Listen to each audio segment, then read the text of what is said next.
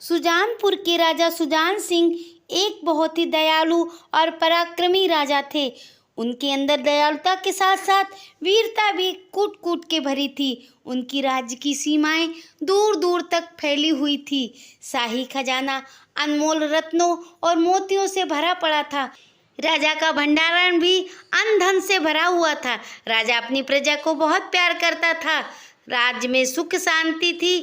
राज्य की प्रजा भी अपने राजा को बहुत प्यार करती थी। कुल मिलाकर वो एक सुखी और संपन्न राज्य था। सुजान सिंह का पुत्र अमर सिंह भी बहुत ही वीर और दयालु था। दयालु होने के साथ साथ वो बहुत बुद्धिमान था। यही कारण था कि सुजान सिंह अपने पुत्र से अक्सर विचार विमर्श करते रहते थे। अगर राज्य में कोई समस्या आती थी तो उसका समाधान भी अमर सिंह ही करता था। सुजानपुर के पास एक राज्य था, वीरपुर। वहाँ के राजा का नाम था सूरभान। उन्हें अपनी शासन सत्ता और बुद्धिमत्ता पे बहुत घमंड था। उन्हें लगता था कि जितने बुद्धिमान वो और उनके राज्य के व्यक्ति हैं, उतना कोई और नहीं है। सुजान सिंह की प्रशंसा के चर्चे सुनकर एक दिन उन्होंने सोचा क्यों ना इनकी परीक्षा ली जाए। इसीलिए राजा ने कुछ सवाल लेकर अपना एक दूत वहां भेज दिया। एक दिन सुबह सुजान सिंह अपना दरबार लगाए बैठे हुए थे कि उस दूत ने आके प्रणाम किया और अपना परिचय देते हुए कहा, महाराजा प्रणाम हो। मैं आपके पड़ोसी राज्य वीरपुर के राजा सूरभान का एक सेवक हूँ। वहाँ के महाराजा ने एक शर्त रखते हुए आपके पास कुछ प्रश्न भेजे हैं। महाराजा का यह संदेश है कि अगर आप या आपके राज्य से कोई भी व्यक्ति उनके चारों प्रश्न का उत्तर दे लेगा तब तो महाराजा आपके बुद्धिमत्ता को मान जाएंगे, वरना सजा स्वरूप आपको उनकी दास्ता स्वीकार करनी पड़ेगी। इस चुनौती को पूर्ण करने के लिए आपको 6 महीने का समय दिया जाता है। अगर इन 6 महीनों में महाराजा के प्रश्नों का उत्तर आप नहीं दे पाए तो या तो आप युद्ध के लिए तैयार हो जाओ या उनकी दास्ता स्वीकार कर लो। बात ऐसी नहीं थी कि राजा सुजान सिंह युद्ध से डरते थे, मगर सवाल उनकी बुद्धिमत्ता पे थी। अगर वो इनके प्रश्नों के उत्तर नहीं दे पाएंगे तो जग में कितनी हंसाई होगी। लोग सोचेंगे कि राजा और उसके दरबार में क्या कोई भी ऐसा नहीं है जो इन प्रश्नों का उत्तर दे पाता। फिर राजा ने दूत को प्रश्न पढ़ने का आदेश दिया। राजा का आदेश पाकर दूत ने प्रश्न पढ़ना शुरू किए। पहला प्रश्न ये था कि संसार का सबसे मूर्ख राजा कौन सा है। दूसरा प्रश्न था कि संसार का सबसे मूर्ख दरबारी कहाँ के हैं। तीसरा प्रश्न था कि अच्छाई में क्या बुराई छिपी होती है। और चौथा प्रश्न था कि बुराई में भी क्या अच्छाई हो सकती है। वीरपुर के सेवक के चले जाने के बाद महाराजा ने अपने दरबार में उपस्थित विद्वानों ज्ञानी पुरुषों को बुलाया और उनके समक्ष ये सारे प्रश्नों को रखा और कहा, आप लोग अतिशीघ्र इन प्रश्नों का उत्तर दें। सभी लोग प्रश्नों का उत्तर खोजने में लग गए, मगर वो नाकाम रहे। उन लोगों के समझ में नहीं आ रहा था कि संसार का सबसे मूर्ख राजा कौन है, ये वो कैसे पता करें। इन प्रश्नों का उत्तर कोई भी नहीं खोज सका। धीरे धीरे करके पूरे 2 माह बीत गए थे। अब तो राजा चिंतित और परेशान रहने लगे। उनके समझ में नहीं आ रहा था कि इन प्रश्नों का उत्तर वो कैसे खोजें। अगर वो इन प्रश्नों का उत्तर नहीं दे पाएंगे तो दास्ता तो नहीं मगर युद्ध करना पड़ेगा। और युद्ध का कारण जब अन्य देश के राजाओं को पता चलेगा तो वो क्या सोचेंगे कि हमारे राज्य में कोई भी बुद्धिमान व्यक्ति नहीं है जो उनके प्रश्नों का उत्तर दे पाता। एक दिन इसी दुख में दुखी महाराज बैठे हुए थे कि उनका पुत्र अमर सिंह वहां पे आया। उन्होंने देखा उनके पिताजी किसी घोर चिंता में मग्न हैं। वो इतने चिंतित बैठे थे कि उनके आने का आभास तक नहीं हो सका था। इसीलिए अमर सिंह ने पूछा, क्या बात है पिताजी, आप इस तरह क्यों चिंतित हैं? मैंने आपको अपने जीवन में कभी भी इतना परेशान और चिंतित होते हुए नहीं देखा। आपकी चिंता का क्या कारण है? आप कृपया मुझे भी बताएं। तब महाराज ने 2 महीने पूर्व की वो घटना दोहराते हुए कहा, आपको याद है कि वीरपुर के राजा ने क्या संदेशा भिजवाया था? आप भूल गए इस बात को कि 2 महीने हो गए हैं और हम उन प्रश्नों का उत्तर नहीं खोज पाए हैं। अगर हम वो उत्तर नहीं दे पाएंगे तो हमारी कितनी हंसी होगी। क्या तुमने कभी ये सोचा है पुत्र? तब अमर सिंह का ध्यान आया और उन्होंने कहा, माफ़ करना पिताजी, मैं तो ये बात को भूल ही गया था। राजकाज में मैं इतना मगन हो गया था कि मुझे ध्यान ही नहीं रहा था। आपने जब आज बताया है तो मैं अवश्य इन प्रश्नों का उत्तर खोज के लाऊंगा, मगर इसके लिए मुझे अन्य राज्यों के भ्रमण पे जाना पड़ेगा, क्योंकि यूं महल में रहने से इन प्रश्नों का उत्तर नहीं मिल पाएगा। अपने माता पिता के आज्ञा लेकर अमर सिंह ने थोड़ी सी धनराशि ली और घोड़े पे सवार होके भ्रमण के लिए निकल पड़ा। अपने राज्य की सीमा समाप्त होने पर राजकुमार ने एक साधारण व्यक्ति का भेष बनाया और घोड़े पे सवार होकर वो वीरपुर राज्य की ओर चल पड़ा। चलते चलते काफी देर हो गई।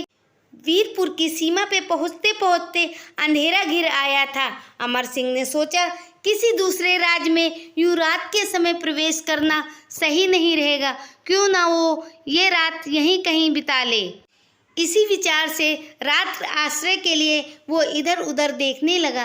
तभी दूर से उसे एक झोपड़ी से कुछ रोशनी आती दिखाई दी। वो समझ गया कि जरूर यहाँ पे कोई रहता है। ये सोचकर अमर सिंह उसी झोपड़ी की ओर बढ़ पड़ा। दरवाजा एक सुंदर स्त्री ने खोला। सामने उसे देखकर वो कुछ संशय में पड़ गई। उसे इस तरह से खड़ा देखकर अमर सिंह ने अपना परिचय देते हुए कहा, मैं एक राहगीर हूँ। मैं व्यापार के लिए इधर उधर जाता रहता था। मुझे पास के एक नगर में जाना था, मगर आज रात्र हो गई है।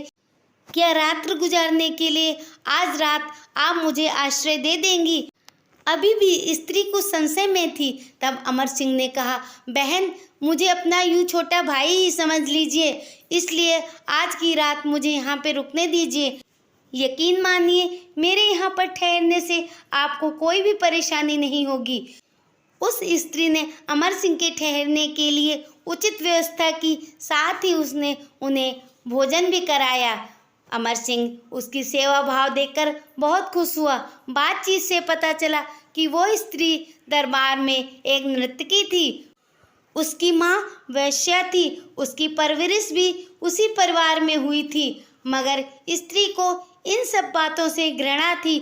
इसीलिए एक रात वो सब कुछ छोड़ छाड़ कर नगर से दूर इस जंगल में झोपड़ी बनाकर रहने लगी थी। उसका अधिकतर समय ईश्वर के भजन पूजा में बीतता था। सुबह होकर जब अमर सिंह वहाँ से चलने लगे, तब उसने कुछ स्वर्ण मुद्राएं उस स्त्री को देना चाहा। तब उस स्त्री ने कहा, आपने मुझे अपनी बहन कहा है और आपसे धन लेने का मतलब होगा मेरी सेवा का अपमान हुआ है। उस स्त्री से विदा लेकर अमर सिंह नगर की ओर चल पड़ा। नगर में उसे एक वृद्ध व्यक्ति दिखाई दिया जो बहुत ही दुर्बल था और लोगों से भिक्षा मांग रहा था, मगर आते जाते हुए लोग उसे धुतकार रहे थे। अमर सिंह को बहुत दया आ गई। वो वृद्ध के पास पहुँचे और कहा, बाबा, क्या बात है? आप क्यों इस तरह से भिक्षा मांग रहे हैं? क्या आपके घर परिवार में कोई ऐसा नहीं है जो आपको 2 रोटी खिला सके? तब वृद्ध बहुत दुखी हुआ और उसने कहा, बेटा, ये एक बहुत दुख भरी कहानी है, मगर छोड़ो। तब अमर सिंह ने बूढ़े व्यक्ति से अन्य विनय की कि वो उसे पूरी बात बताए।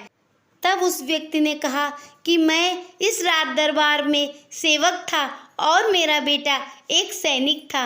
एक बार युद्ध की दशा में मेरा बेटा मृत्यु को प्राप्त होता है। मैंने पूरे तन मन धन से राजा की इतने वर्षों तक सेवा की, मगर अब मैं वृद्ध हो गया था। मैं जब किसी काम का नहीं रहा तो राजा ने मुझे नौकरी से निकाल दिया। मेरी जगह एक नवयुवक को रख दिया, मगर राजा वेतन इतना कम देता था कि उससे रोज के खर्चे ही पूरे हो सकते थे। भविष्य के लिए कुछ भी धन संचय नहीं हो सका। यही कारण था कि आज मैं इस दशा में हूँ। अमर को बूढ़े की बातें सुनकर बहुत दया आई, इसलिए उसने कुछ स्वर्ण मुद्राएं निकाल के उस वृद्ध व्यक्ति को दिया और कहा, मुझे आप अपना बेटा समझिए और ये कुछ स्वर्ण मुद्राएं रख लीजिए, आपके काम आएंगी। बूढ़े व्यक्ति ने अमर सिंह को बहुत सारी दुआएं दी। कुछ समय पश्चात अमर सिंह राज दरबार पहुंच गया। वहां जाकर उसने देखा कि राजा सिंहासन पे बैठा हुआ है और दरबारीगण उनकी तारीफें कर रहे हैं। कोई उनके रूप रंग का गुणगान कर रहा है तो कोई वीरता का बखान कर रहा है। उन लोगों के गुणगान से तो यही जाहिर होता था कि इन जैसा धरती पर कोई और सम्राट है ही नहीं। इनके राज्य में पूर्णतः सुख शांति है। अमर सिंह वहीं दरबार में बैठकर पूरी गतिविधि देखता रहा। राजा अपनी तारीफें सुनने में इतना मगन था कि उसने ध्यान भी नहीं दिया कि राज दरबार में कोई अजनबी आया है। धीरे धीरे करके शाम हो गई और राज दरबार समाप्त हो गया। अगले दिन फिर वो राज दरबार पहुंचा। तब भी बहुत सारे दरबारीगण राजा की प्रशंसा कर रहे थे।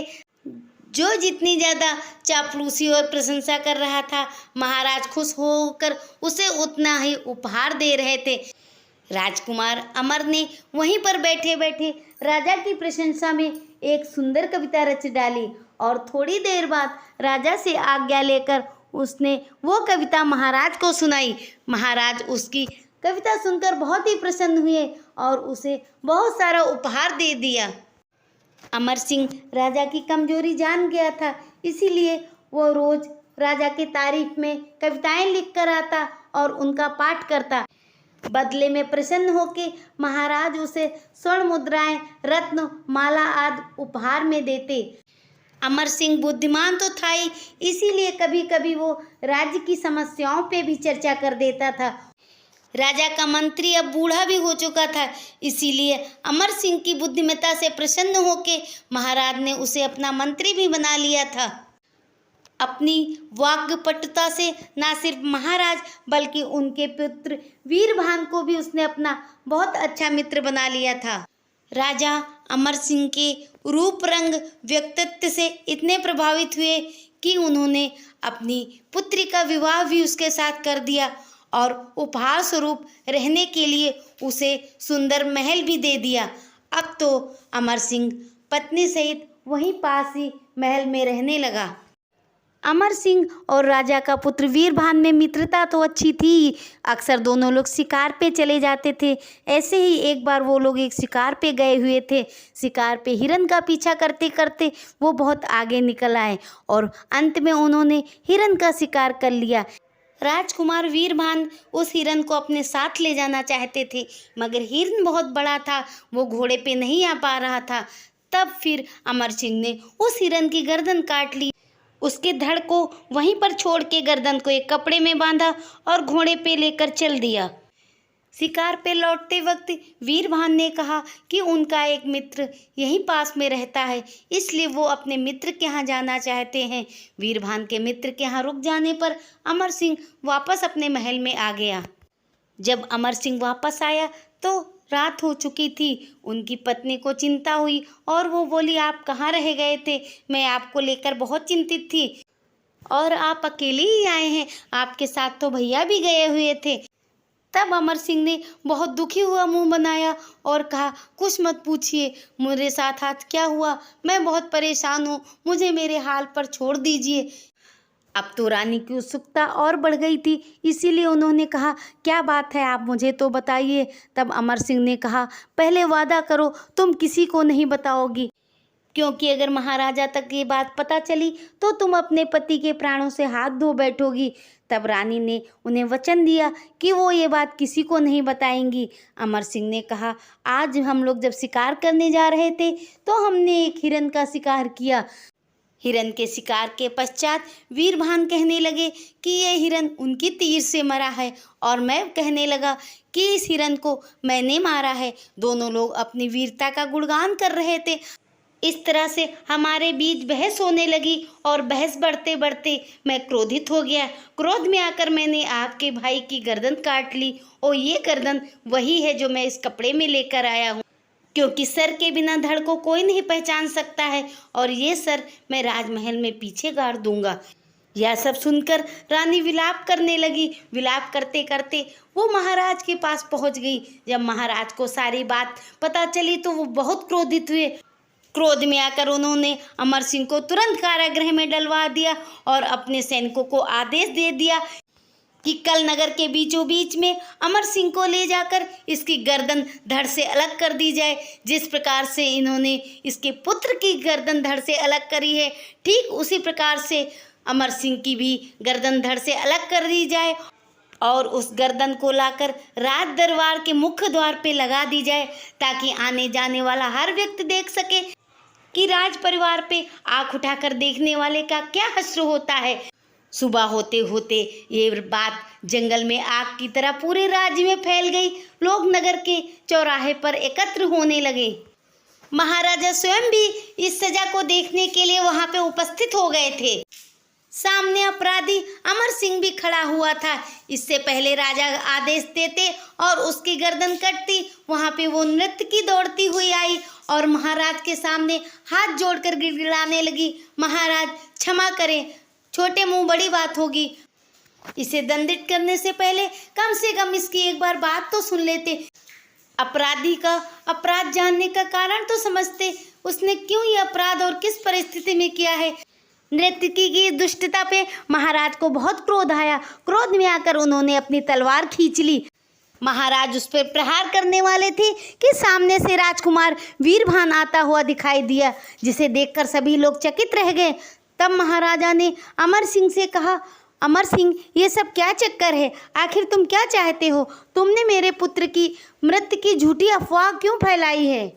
तब अमर सिंह मुस्कुराते हुए बोला, महाराज, मैं आपके पड़ोसी राज सुजानपुर के राजा सुजान सिंह का पुत्र हूँ। याद करिए महाराज, आज से 6 माह पूर्व आपने अपने एक सेवक को हमारे राज्य में कुछ चुनौती के प्रश्न देकर भेजे थे और उनका हल निकालने के लिए 6 माह का टाइम दिया था। आज मैं उन्हीं प्रश्नों का उत्तर देने आपके समक्ष आया हूँ। आपका पहला प्रश्न ये था महाराज कि संसार का सबसे मूर्ख राजा कौन है? क्षमा करें महाराज, मगर संसार के सबसे मूर्ख राजा तो मुझे आप ही मालूम पड़ते हैं, क्योंकि जब मैं आपके दरबार में एक अजनबी होते हुए भी आपकी प्रशंसा में कविताएं सुनाई थी, तब आपने ये जानने की कोशिश भी नहीं की मैं कौन हूँ, कहाँ से आया हूँ। हो सकता है मैं किसी राज्य का गुप्तचर ही होता, मगर आपने ये जानने की कोशिश नहीं की, बल्कि मेरे मुंह से अपने प्रशंसा की कविताएं सुनकर आपने मुझे राज्य का मंत्री बना दिया। और तो और आपने अपनी इकलौती पुत्री का विवाह भी मुझसे संपन्न करवा दिया। आप अपनी प्रशंसा में इतने मगन रहते हैं कि राज्य में क्या चल रहा है आपको पता ही नहीं। आपको यही लगता है कि आपकी प्रजा सुखी है, मगर ऐसा बिल्कुल नहीं है। मगर आपने कभी बाहर निकल के जानने की कोशिश ही नहीं की। और आपका दूसरा प्रश्न था कि सबसे अधिक मूर्ख दरबारी किस राज्य के हैं? तो क्षमा करना महाराज, इसका उत्तर भी आपके ही दरबारी हैं, क्योंकि आपके दरबारी मत से किसी ने भी उस दिन भी ये जानने की कोशिश नहीं की थी मैं कौन हूँ, कहाँ से आया हूँ। और आज जब आप मुझे मृत्युदंड देने वाले थे, तब भी किसी ने इस बात को जानने की कोशिश नहीं की कि आखिर राजकुमार की मृत्यु की वजह क्या थी। और महाराज, आपका तीसरा प्रश्न था कि बुराई में अच्छाई क्या है? तो बुराई में अच्छाई ये नर्तकी है, जिसका जन्म तो एक वेश्या परिवार में हुआ था, मगर उसने वो प्रवृत्ति ना अपनाकर नगर से दूर शांति से अपना जीवन व्यतीत कर रही है। और आज भी जब आप मुझे दंडित करने जा रहे थे, तब उसने रोकने का प्रयास तो किया। अगर ये ना रोकती तो आप निरपराध मुझे मृत्युदंड दे देते, जिसके परिणाम स्वरूप आपकी पुत्री वैधव्य को अपनाकर सारा जीवन व्यतीत करती। और महाराज, आपका चौथा प्रश्न था कि अच्छाई में बुराई क्या है? महाराज, अच्छाई में बुराई आपकी ये पुत्री है, जिसने मुझे वचन दिया था कि इस घटना के बारे में वो किसी को नहीं बताएगी, मगर उसने ना सच्चाई जानने की कोशिश की और ना ही इसका परिणाम सोचा कि अगर महाराज दंडित करेंगे तो उस पर इसका क्या प्रभाव पड़ेगा। इस प्रकार मुझे उम्मीद है महाराज कि आपके चारों प्रश्नों का उत्तर मिल गया होगा। महाराज सूरभान को अपनी गलती का एहसास हो गया। वो समझ गए कि आज तक जो अपने और अपने दरबारियों की बुद्धिमत्ता पे वो प्रसन्न हो रहे थे, वो कुछ भी नहीं था। अपनी झूठी प्रशंसा में वो इतना लीन हो गए थे कि उन्होंने राजकाज पे ध्यान नहीं दिया था। उनके मंत्री और शुभचिंतक ने भी राज्य में अमन चैन की बात करते रहे और उनसे धन ऐंठते रहे। महाराज को अपनी गलती का एहसास हो गया था। उन्होंने अपने दरबार के सभी चापलूसों को निकालकर बाहर किया और अपनी पुत्री को खूब धन धान देकर खुशी खुशी अमर सिंह के साथ विदा कर दिया। अपने राज्य में वापस आने पे सुजान सिंह ने अमर सिंह का राज तिलक किया और खुद संन्यास लेकर जंगलों की ओर निकल गए।